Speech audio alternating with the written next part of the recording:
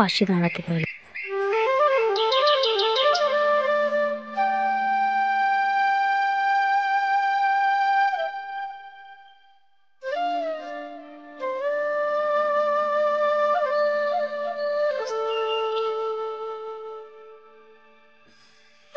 শিউলি মারে, আমি আর মনে তোকে পড়াতে পারবো না। এখন তো আমি আর আয়ও করতে পারি না, সেরকম খাটাখাটনিও করতে পারি না। কি করে যে সংসার চলবে কি জানি। হ্যাঁ শিউলি মা, দেখ না কিছু করতে পারিস নাকি। তোর বাবার তো এই অবস্থা, তুই তো সবই জানিস। হ্যাঁ মা, আমিও তো চেষ্টা করছি। আমার তো তোমাদের নিয়ে কি কম চিন্তা হয় বলো মা। কিছুদিন পর আমি ঠিকই কোনো না কোনো কাজ জোগাড় করে নেব, দেখো মা। আরে এদিকে শিউলির বৌদি যে কিনা আড়াল থেকে সব কথা শুনছিল। শিউলির বৌদি শিউলির ওপর খুব হিংসে করতো। শিউলির বৌদি মনে মনে বলতে লাগলো, হ্যাঁ হ্যাঁ, দাঁড়াও, তোমাকে আরো পড়াচ্ছি, পড়াশোনা করাচ্ছি, আমাদের ঘাড়ের ওপর বসে বসে খাওয়াচ্ছি, দাঁড়াও। কিছু তো একটা করতে হবে, এ বাড়িতে থেকে তাড়াবই ওকে। নন্দিনী,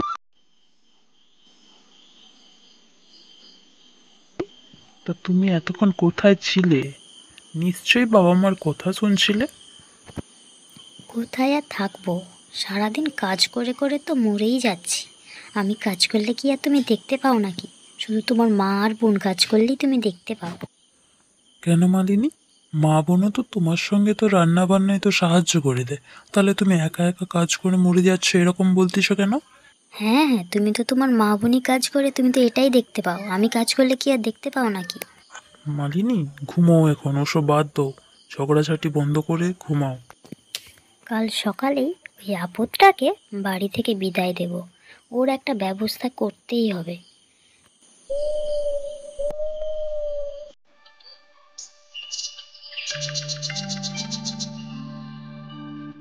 সকাল হতেই মালিনী সারা বাড়ি মাথায় করে তোলে, আর ওদিকে শিউলি ভোর থেকে উঠে পড়াশোনা করে বাড়ির কাজ সারলো। মা, মা, বাবা, কোথায় গেলে? শুনছো তোমরা? এসো, শিউলি আমাকে কিরকম উঠতে উঠতে কথা বলছে দেখতে আসো। আমাকে বলছে নাকি আমি কোনো কাজ করি না বাড়িতে, আমি নাকি বসে বসে খাই। তাহলে কাজগুলো কি করে বলো না? আবার তোমার বোনের এমন সাহস যে আমাকে বলছে নাকি আমি অশিক্ষিত, আমি পড়াশোনা করিনি। হ্যাঁ, শিউলি বোন, বোন, তুই কি তোর বৌদিকে এমন কথা বলেছিস? না দাদা, আমি কেন বৌদিকে এরকম কথা বলতে যাব? আমি এরকম কোনো কথাই বৌদিকে বলিনি। না, তোমার কোথাও ভুল হচ্ছে দেখো। আমার শিউলি না কখনো এরকম কথা বলতে পারে না। আর ও তোমাকে বলতেই যাবে কেন? বৌমা, তোমার কথা ভুল হচ্ছে দেখো, শিউলি ওরকম কথা বলতে পারে না। আমি কি তাহলে মিথ্যে কথা বলছি নাকি? তোমার বোন তোমার মেয়ে ওরকম কথাই আমাকে বলেছে। আমি কোনো মিথ্যে কথা বলছি না বা বানিয়ে বানিয়ে কোনো কথা বলছি না। আমাকে কেন এরকম বলবে? তোমরাই বলো, আমাকে কেন বলবে? আমি কি বাড়িতে কাজ করি না নাকি? হ্যাঁ,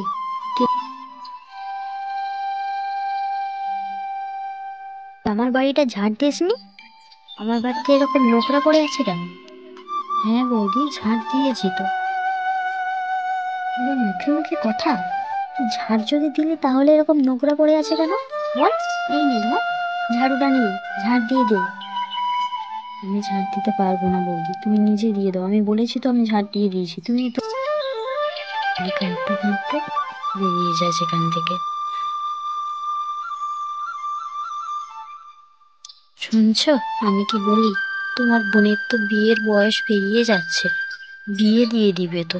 এখন না বিয়ে দিলে পরে কেউ আর কি বিয়ে করতে চাইবে? এখন কত সুযোগ্য পাত্র আসছে, এখনই বিয়ে দেবে না তো পরে কি? পরে কবে বিয়ে দিবে? এখনই বিয়ে দাও। হ্যাঁ, ঠিক বলেছো মালিনী, কিন্তু বিয়েতে তো অনেক খরচ, তাই। আর মালিনীও তো এখন পড়তে চায়। ওর এখন বিয়ে দেবো না, ও এখন পড়ুক। ও নিয়ে তুমি চিন্তা করো না, আমার হাতে সুযোগ্য পাত্র আছে, অনেক জমিদার, তাদের অনেক টাকা পয়সা আছে জানো। কোনো কিছু টাকা পয়সা বাড়ি থেকে তোমার লাগবে না, শুধু তোমার বোনকে বিয়ে দিলেই হবে, কোনো কিছু নেবে না ওদের। বলছি মালিনী, সত্যি কোনো কিছু নেবে না? শুধু আমার বোনকে বিয়ে দিলেই হবে? হ্যাঁ গো হ্যাঁ, আমার তো আর কি বলছি, এখন বিয়ে দিয়ে দাও, ভালো বাড়ি, ভালো সব কিছু, জমিদার বাড়ি, কত জায়গা জমি আছে জানো, তোমাদের তো কিছুই নেই। ঠিক আছে, তুমি যখন এত করে বলছো তাহলে আমি বাবা মায়ের সঙ্গে কথা বলি যাই।